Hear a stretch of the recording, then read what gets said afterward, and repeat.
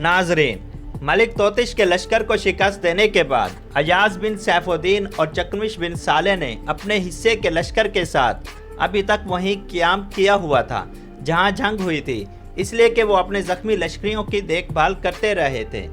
इसी दौरान उनके वो मुखबिर जो उन्होंने अपने इतराब में फैला रखे थे, उनमें से कुछ वापस लश्कर में दाखिल हुए।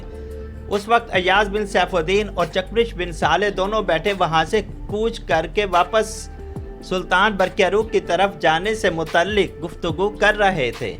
अभी तक उन्हें ये खबर नहीं मिली थी कि सुल्तान बरक़ियारूक को मलिक तोतिश के हाथों शिकस्त का सामना करना पड़ा है।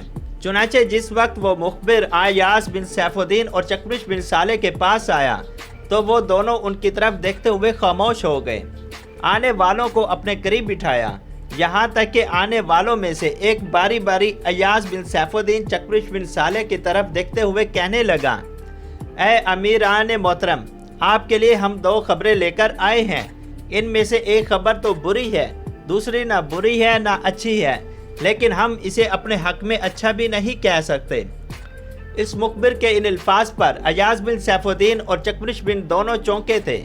यहाँ तक कि अयाज बिन सैफुद्दीन बोला, मेरे अजीज खुलकर कहो, क्या कहना चाहते हो? जवाब में वो मुखबिर बोला और कहने लगा, हमारे जो साथी इस्फहान की तरफ काम कर रहे थे उनके ज़रिए हमें ये खबर मिली है कि जिस वक्त मलिक तोतिश अज़रबैजान की तरफ आ रहा था और आप दोनों अपने लश्कर को लेकर उस पर हमला करने वाले थे, मलिक तोतिश अपने चंद दस्तों के साथ अज़रबैजान की तरफ आने वाले लश्कर से निकलकर दमिश्क की तरफ चला गया था। ये उसकी जंगी चाल थी जिसमें वो कामयाब रहा। उन इलाकों में जिस लश्कर को आपने दोनों ने शिकस्त दी, इसमें मलिक तोतिश नहीं था। मलिक तोतिश बड़ी तेज़ी और बर्क रफ्तारी के साथ दमिश्क पहुंचा। वहां से उसने बहुत बड़ा और जरार लश्कर लिया। इतनी देर तक सुल्तान बरक़ियारूक भी बगदाद से निकला। नसीबीन पहुंचा। लश्कर का दूसरा हिस्सा जो इस वक्त रे में क़याम किए हुए था, उसको सुल्तान ने नसीबीन के मुकाम पर तलब किया। उस लश्कर को लेकर सुल्तान बरक़ियारूक ने दरिया दजला को अबूर किया और बल के मुकाम पर क़याम किया। इतनी देर तक मलिक तोतिश भी अपने लश्कर को लेकर वहां पहुंच गया। दोनों लश्करों में टकराव हुआ। सुल्तान बरक़ियारूक शायद इनसे शिकस्त न खाता, लेकिन सुल्तान पर मलिक तोतिश के एक सलार ने हमला कर दिया। इसके बाद मलिक तोतिश भी हमला आवर हो गया, जिसकी बिना पर सुल्तान को शिकस्त हुई और सुल्तान कमिश्तगीन, कमाज और बरसिक के साथ अपने गिनती के चंद साथियों के हमरा इस्फहान की तरफ भागा। इस्फहान पहुंचकर पता चला कि तुर्कमान खातून फौत हो चुकी है। उसके बेटे महमूद ने इस्फहान पर कब्जा कर लिया है। इसके बाद जो हालात पेश आए थे उस मुखबिर ने तफसील से कह दिए थे। ये खबर सुनकर अयाज और चकमिश पहले तो अफसुर्दा हुए थे, लेकिन जब आखिर में तफसील मुखबरों ने बताई और पता चला कि महमूद मर चुका है और अब सुल्तान बरक़ियारूक इस्फहान में महफूज है, तब उन्हें कुछ सुकून और इत्मीनान हुआ। इसके बाद अयाज बिन सैफुद्दीन ने दोबारा आने वाले मुखबरों की तरफ देखा, फिर कहने लगा, एक खबर तो तुम कह चुके, पहले इसे सुनकर हम परेशान हो गए थे, मगर आखिर में जो तुमने ये इंकशाफ किया कि सुल्तान अब इस्फहान में मुकीम है और महफूज है, तब हमें इत्मीनान हुआ। अब दूसरी खबर बताओ। इस पर वो मुखबिर बोला और कहने लगा, दूसरी खबर ये है कि मलिक तोतिश के जिस लश्कर के साथ आप लोगों का टकराव हुआ था, वो लश्कर यहाँ से चंद मील नीचे जनूब की तरफ क़याम किए हुए हैं, इसलिए कि उन्हें मलिक तोतिश का ये पैगाम मिल चुका है कि एक बार फिर आपसे टकराया जाए और हर सूरत में आपको शिकस्त दी जाए। इस बिना पर वो एक बार फिर आपसे टकराने के लिए अपनी तैयारियों को अपने अरूज पर ले आए हैं। यह खबर सुनकर अयाज बिन सैफुद्दीन चौंका था। पहले उसने अपने मुखबरों का शुक्रिया अदा किया, फिर चकमिश बिन साले की तरफ देखते हुए कहने लगा, इब्ने साले, मेरे अजीज़ भाई, हम आज ही यहाँ से कूच करेंगे।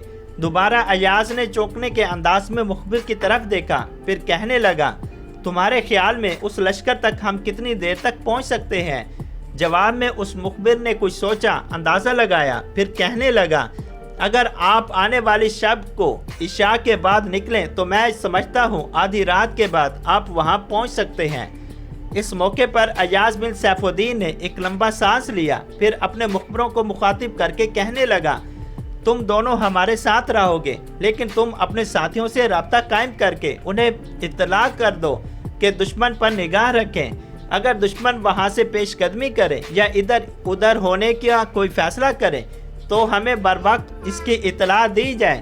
اب تم دونوں اٹھو، کھانا کھاؤ اور آرام کرو، اس لیے کہ اس کے بعد ہم نے یہاں سے کوچ کرنا ہے۔ وہ دونوں مخبر وہاں سے اٹھ کر چلے گئے تھے اور آنے والی شب کو عشاء کی نماز کے بعد ایاز بن سیف الدین اور چکمش بن صالح نے اپنے لشکر کے ساتھ بڑی رازداری سے ملک توتش کے اس لشکر سے نبٹنے کے لیے کوچ کیا تھا۔ ایاز بن سیف الدین اور چکمش بن صالح دونوں بڑی تیزی کے ساتھ ملک توتش کے لشکر کی طرف بڑھ رہے تھے، یہاں تک کہ جب ان کے ساتھ کام کرنے والے ان دونوں مخبروں نے انہیں بتایا کہ اب دشمن کا لشکر صرف 5 میل آگے رہ گیا ہے، تب ایاز بن سیف الدین نے اپنے لشکر کو روک دیا، پھر اپنے پہلوں میں اپنے گھوڑے پر سوار اپنے ساتھی چکمش بن کی طرف دیکھتے ہوئے کہنے لگا، چکمش میرے عزیز بھائی سن، سلطان برقیاروق نے جس عذاب جس امتحان سے گزرنا تھا گزر چکا، اب ان دنوں وہ اصفہان شہر میں محفوظ ہے۔ ہم نے پہلے ملک توتش کے اس لشکر سے نمٹنا ہے، پھر ملک توتش سے ایسا نپٹیں گے کہ وہ یاد رکھے گا کہ سلطان برقیاروق کے سالاروں اور لشکریوں سے پالا پڑا تھا۔ میرے بھائی پہلے کی طرح لشکر کو 2 حصوں میں تقسیم کر لو، 2 مخبروں میں سے ایک تمہارے ساتھ اور ایک میرے ساتھ رہے گا، دونوں ہماری رہنمائی کریں گے۔ دشمن کے ایک پہلو پر میں، دوسرے پہلو پر تم حملہ کرو گے، پھر میں دیکھتا ہوں ملک توتش کا یہ لشکر کیسے ہم سے بچ کر رہتا ہے یا کیسے یہ ہمارے خلاف کامیابی حاصل کرتے ہیں۔ چکمش نے اس سے اتفاق کیا تھا، لشکر کو 2 حصوں میں فوراً تقسیم کر دیا گیا اور پھر اپنے درمیان ذرا فاصلہ رکھ کر ایاز بن سیف الدین اور چکمش بن صالح پہلے کی طرح بڑی تیزی سے آگے بڑھے تھے۔ جب وہ ملک توتش کے اس لشکر کے قریب پہنچے تو انہوں نے دیکھا ملک توتش کا وہ لشکر چوکس تھا، شاید انہیں ایاز بن سیف الدین اور چکمش کے حملہ آور ہونے کی اطلاع ہو گئی تھی یا ویسے ہی ان علاقوں میں ان دنوں کے قیام کی وجہ سے وہ محتاط تھے۔ بہرحال ہر چیز کو نظر انداز کرتے ہوئے پہلے ایاز بن سیف الدین نے اپنے لشکر کو آگے بڑھایا، پھر وہ ملک توتش کے لشکر پر حملہ آور ہو گیا تھا۔ ملک توتش کا پورا لشکر اپنی کامیابی اور اپنی کامرانیوں کو یقینی بنانے کے لیے ایاز بن سیف الدین کی طرف حملہ آور ہوا تھا۔ ملک توتش کے لشکر کی بدقسمتی کے اب ایک طرف سے ایاز بن سیف الدین جبکہ دوسری طرف سے چکمش بھی حملہ آور ہو گیا تھا۔ ملک توتش کے لشکر نے اپنی طرف سے پوری کوشش کی کہ حملہ آور کو مار بھگائیں، لیکن امیر ایاز بن سیف الدین اور چکمش نے ان کے ہر حربے کو ناکام کر دیا اور ان پر ایسے تیز جان لیوا حملہ کیے کہ تھوڑی دیر کی جنگ کے بعد ہی ملک توتش کے اس لشکر کی حالت پتھروں کے شہر میں جلتے تپتے شمشانوں کی طرح ہو گئی تھی، یہاں تک کہ تھوڑی دیر کے مزید ٹکراؤ کے بعد رات کی گہری تاریکی میں شکست قبول کرتے ہوئے وہ بھاگ کھڑے ہوئے۔ امیر ایاز بن سیف الدین اور چکمش نے ان کے ساتھ پہلے ٹکراؤ کے دوران بھی کافی سامان ان سے حاصل کیا تھا اور اب انہیں شاید مزید رسد اور دوسری ضروریات کا سامان ملک توتش کی طرف سے یا دمشق کی طرف سے ملا تھا، اس پر بھی ان دونوں نے قبضہ کر لیا تھا۔ ایاز بن سیف الدین نے اپنے لشکر کے ساتھ چند روز تک وہیں قیام کیا، جنگ میں زخمی ہونے والے جب تندرست ہو گئے تب اس نے پھر وہاں سے کوچ کیا۔